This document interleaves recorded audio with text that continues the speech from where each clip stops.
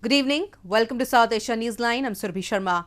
Here are the top stories we are tracking for you on Thursday, the 24th of October. India-Pakistan signed pact to operationalize cross-border corridor. Afghan Foreign Minister Rabbani resigns from his post.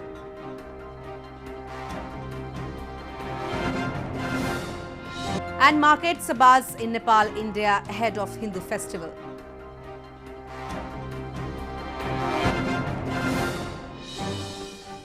And now for all the details. India and Pakistan signed an agreement on the cross-border Kartarpur pilgrimage corridor on Thursday to allow Indian Sikh pilgrims to visit Gurdwara Kartarpur Sahib in Pakistan. At least 5,000 pilgrims will be allowed to visit the holy site in Pakistan every day without a visa. India and Pakistan signed an agreement on the cross-border Kartarpur pilgrim corridor on Thursday to allow Indian Sikh pilgrims to visit Gurdwara Kartarpur Sahib Shrine in Pakistan. Indian and Pakistani officials met at the zero point near the border town of Gurdaspur to ink the Memorandum of Understanding. The signing of the agreement removes a key legal hurdle for the opening of the Kartarpur corridor, which will be inaugurated on the occasion of 550th birth anniversary of Guru Nanak, the founder of Sikhism, in November. The cross-border corridor will connect Dera Baba Nanak Shrine in India to Gurdwara Kartarpur Sahib, just over 2 miles from the international border in Pakistan's Punjab province. With the signing of the agreement today, we have a formal framework for operationalization of the Kartarpur Sahib corridor. The Indian official maintained that both sides are in agreement over all issues related to Kartarpur corridor, except for a $20 service charge Pakistan intends to impose on Sikh pilgrims. The pact comes at a time of considerable tension between India and Pakistan, with Islamabad particularly aggrieved over New Delhi's recent move to revoke the special status of Jammu and Kashmir. Moving on, hundreds of journalists staged a massive protest on Wednesday following a raid conducted by police on the press club in Muzaffarabad city of Pakistan-administered Kashmir. The protesters condemned the raid, in which several journalists were injured, and said the attack was unacceptable.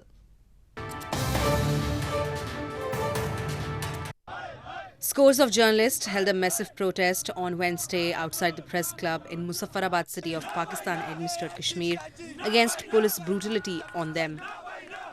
Several journalists were injured on Tuesday night after police baton charged and also used tear gas in a raid as a media briefing was underway at the press club by Kashmiri political activists. The journalists condemned the raid by raising slogans against the security forces and said the attack was unacceptable.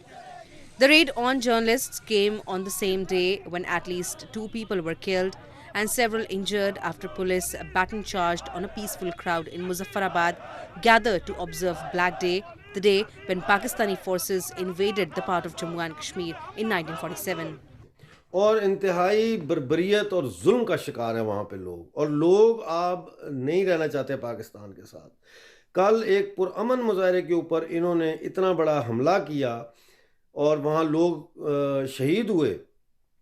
Political activists have for long blamed that Pakistani security forces operate with impunity in the illegally occupied region and use brute force to muzzle dissent and even on those voicing their basic concerns. And he's from Afghanistan. Afghanistan's Foreign Minister Salahuddin Rabbani has resigned from his post, saying the country's ministry has been sidelined. Rabbani said he will, however, continue to work for and remain in the service of the Afghan people. Afghanistan's Foreign Minister Salahuddin Rabbani resigned from his post, saying the country's ministry has been sidelined.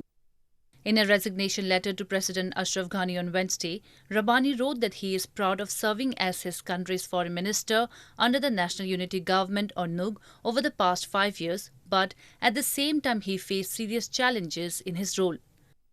He said the foreign ministry under the National Unity Government was being treated as a non-government organization and the entire government was exploited. Rabbani also took to Twitter and said the continued process of state institutions being damaged, undermined and pushed aside in various ways was no longer tolerable. The Afghan National Unity Government was established in June 2014. After a controversial 2014 presidential election, Ashraf Ghani agreed to split the power with Abdullah, Chief Executive of Afghanistan. Agreement between the two parties ended the political deadlock that otherwise would have allowed Afghanistan to the frontier of political collapse. In news from Sri Lanka, a parliamentary report on the Easter Sunday attacks in Sri Lanka has revealed that the Indian High Commission and a hotel frequented by Indians were also among the targets of the bombings in April. The coordinated attacks on 3 churches and 3 hotels across the island nation killed more than 250 people. Sri Lankan Parliamentary Select Committee appointed to look into Easter Sunday bombings has said the Indian High Commission was a potential target of the terror attacks in April. The committee, which presented its 272-page final report to the Lankan Parliament on Wednesday, also referred to intelligence input about a hotel where Indians were staying in large numbers as a likely target. The report, submitted after recording evidence from nearly 60 persons, including the incumbent President Maithripala Sirisena, has also slammed intelligence agencies, as it said that they were aware of the potential threats by domestic Islamist groups like National Tawheed Jamaat. Testimony received by the Parliamentary Select Committee also indicates to several intelligence agencies being aware of increasing extremism in the country. On April 21, the suicide bombings took place in 3 churches and 3 hotels across the island nation, killing around 277 people, including 8 suicide bombers, and wounded more than 400 people. Investigators identified Zehran Hashim, the founder of the National Tawheed Jamaat, a domestic Islamist group, as the mastermind behind the execution of the coordinated attacks. More on news from Sri Lanka. A 2-day annual International Maritime Conference, Gale Dialogue, was held in Sri Lanka's capital Colombo this week.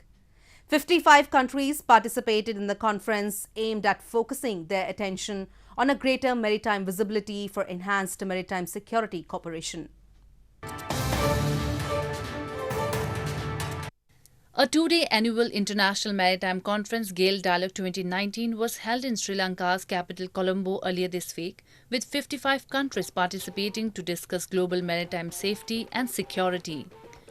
Sri Lanka's Deputy Defence Minister Ruwan Wijewardena during the conference said that maritime stakeholders must focus their attention on a greater maritime visibility for enhanced maritime security cooperation with friendly nations. The Navy, in a statement, said the purpose of the Gale Dialogue was to provide a common platform for stakeholders of national and international repute to discuss and deliberate maritime-related issues. The Gale Dialogue was first held in 2010 with the participation of a number of international and local professionals representing maritime fraternity. Preparations are in full swing across Nepal and India ahead of the Hindu Festival of Lights. Markets in both the countries are abuzz with scores of people flocking daily to buy items for decoration and religious rituals.